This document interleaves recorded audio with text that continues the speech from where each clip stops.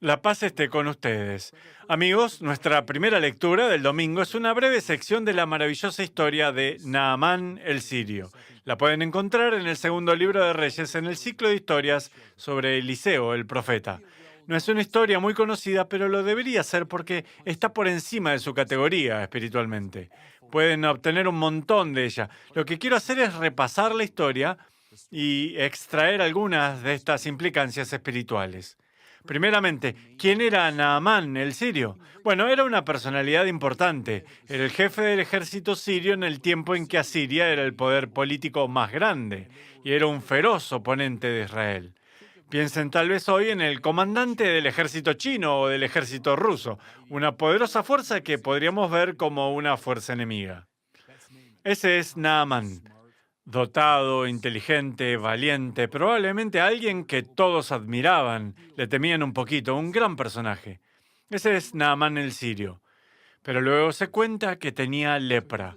Aquí está entonces este actor muy importante, esta figura importante, este comandante tan admirado y temido, pero tenía esta enfermedad humillante, debilitante y que desfigura. Imagínense cuánto habrá mortificado la lepra a alguien como Naamán el sirio, que dependía de la impresión que daba en público. Era una debilidad, era una humillación, era una sombra en su vida. Primera lección espiritual, no me importa quiénes son, no me importa quiénes son, cuán alto han llegado, cuán admirados son, todos tenemos lepra, todos tenemos algo. Podría ser una dolencia física, podría ser una batalla psicológica, podría ser una obsesión, podría ser una adicción, podría ser una herida que no podemos superar, sea lo que sea. San Pablo llamaba a la suya el aguijón en la carne. Siempre me ha gustado eso.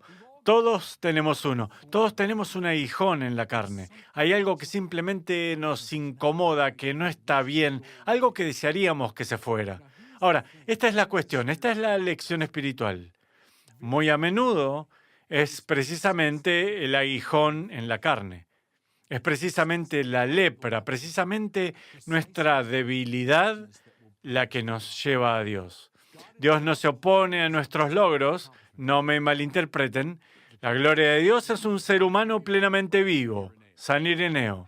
Sin embargo, nuestra misma fortaleza puede a veces ser una debilidad, porque nuestra misma fortaleza puede alejarnos de Dios. Si dijéramos, mi vida es grandiosa, todo está yendo bien, soy totalmente independiente, ¿quién necesita a Dios? Por esa razón es que a menudo, y lo ven todo el tiempo en la vida de los santos, muy a menudo nuestra debilidad, nuestra lepra, es nuestra debilidad la que nos conduce a Dios. ¿Conocen esa frase de la tradición espiritual? La cito mucho. Donde tropiezas, allí es donde cavas por un tesoro. Piensen en Naamán el sirio, este gran personaje consumado, pero no es mediante sus logros que va a encontrar el verdadero tesoro, es en su debilidad, en la lepra. ¿Por qué debería ser cierto esto? Esta es la respuesta básica, porque le inculca humildad.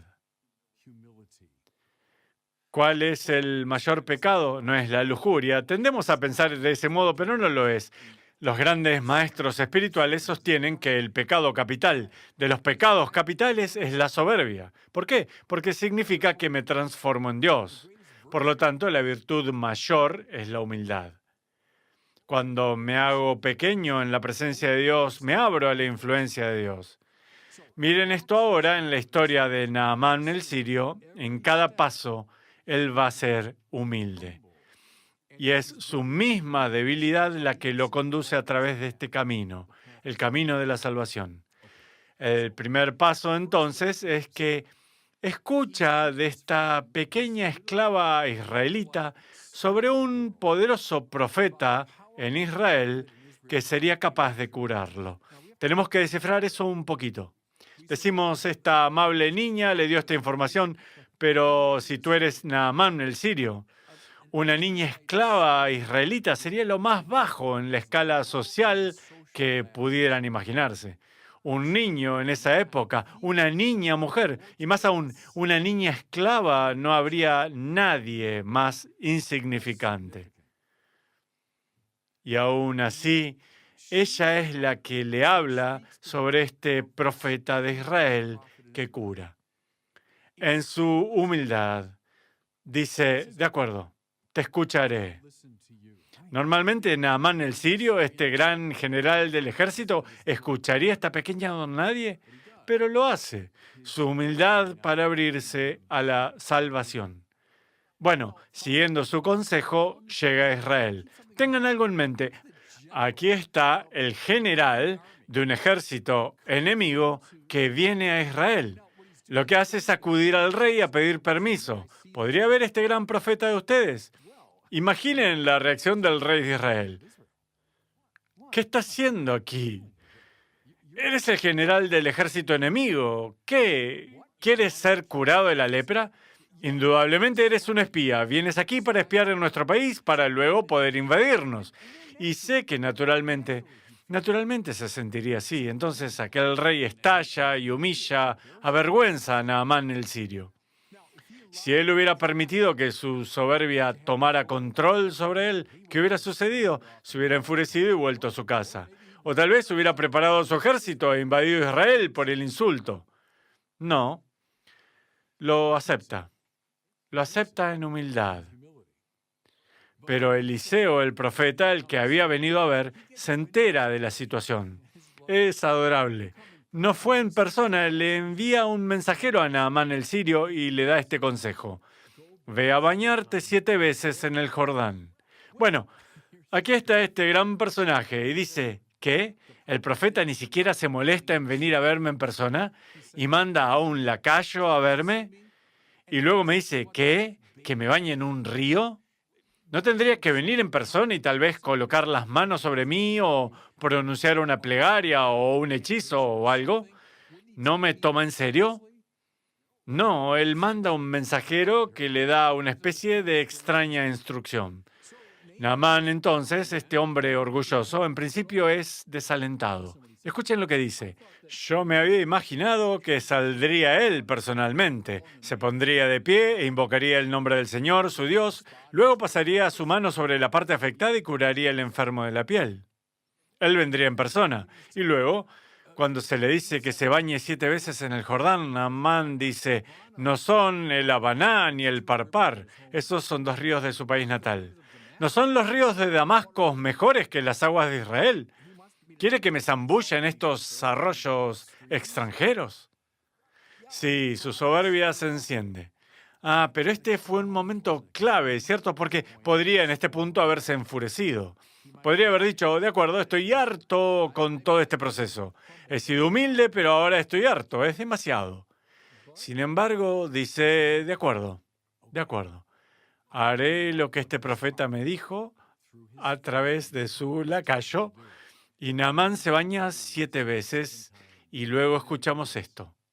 Su carne se volvió de nuevo como la carne de un niño y se limpió su lepra. La historia comienza con este hombre con una enfermedad debilitante.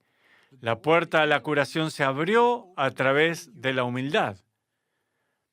Donde tropiezas, allí es donde cavas por un tesoro. Es en tu debilidad donde tiendes a encontrar a Dios. Y siguiendo el camino de la humildad y atravesando una serie de humillaciones, finalmente accede y queda curado. Su sufrimiento, su avergonzamiento, su aguijón en la carne fue curado precisamente a través y por el apaciguar su soberbia y su sumisión a la voluntad de Dios. ¿Sencillo? No lo es hasta donde sé. Todos somos soberbios. Todos nos resistimos a tomar el camino que nos presenta la humildad. Pero siguiendo ese camino llegamos a ser sanados. Solo un vistazo al final de la historia. Naamán se enaltece en su curación y luego pregunta si podría llevar algunos recipientes con tierra israelita de regreso a su nación para poder alabar al Dios que lo curó sobre su propia tierra. Simplemente adoro ese detalle porque la curación no fue el fin en sí mismo, por más bueno que fue para él. ¿Cuál fue el verdadero objetivo aquí? Fue desplazarse a la alabanza de Dios.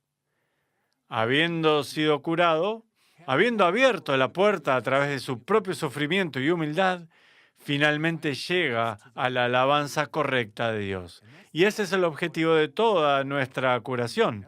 Ese es el objetivo de la vida espiritual entera. De acuerdo. Un vistazo ahora al Evangelio, porque la Iglesia coloca en yuxtaposición esta historia de Naamán con el famoso relato evangélico de la curación de Jesús a los leprosos en su misma época. Mientras el Señor entra a un poblado, le salen al encuentro 10 leprosos y se paran, como indicaba la ley, a gran distancia. Jesús, Maestro, ten compasión de nosotros. ¿Por qué son curados? Lo ven allí mismo, por su humildad. No puedo hacer esto por mí mismo. No puedo curar solo. Todo lo que puedo hacer es decir, Jesús, Maestro, ten compasión de mí. Nos hacemos eco de estos hombres, ya que estamos al comienzo de cada misa, que decimos Kyrie eleison, Christe eleison, Kyrie eleison. Señor, ten piedad. Cristo, ten piedad. Señor, ten piedad. No puedo purificarme a mí mismo para acceder a la presencia de Dios, pero en humildad puedo invocarlo y Él puede curarme. Y qué hermoso, por supuesto, cura a los 10, pero solo uno, un samaritano, un forastero. Son un poco como Naamán el sirio. Solo uno regresa a agradecer. ¿Acaso no es la acción de gracias otra expresión de humildad? Si eres curado de tu lepra, puedes decir, qué maravilloso, qué grandioso, y entonces eres libre para vivir el resto de tu vida. No. La actitud más profunda de humildad es reconocer en gratitud a aquel que me trajo curación. Entonces, ¿cuál es tu lepra? Todos la tenemos. Cada uno de nosotros, lo sé. Todos los que me están escuchando ahora, algo tienen.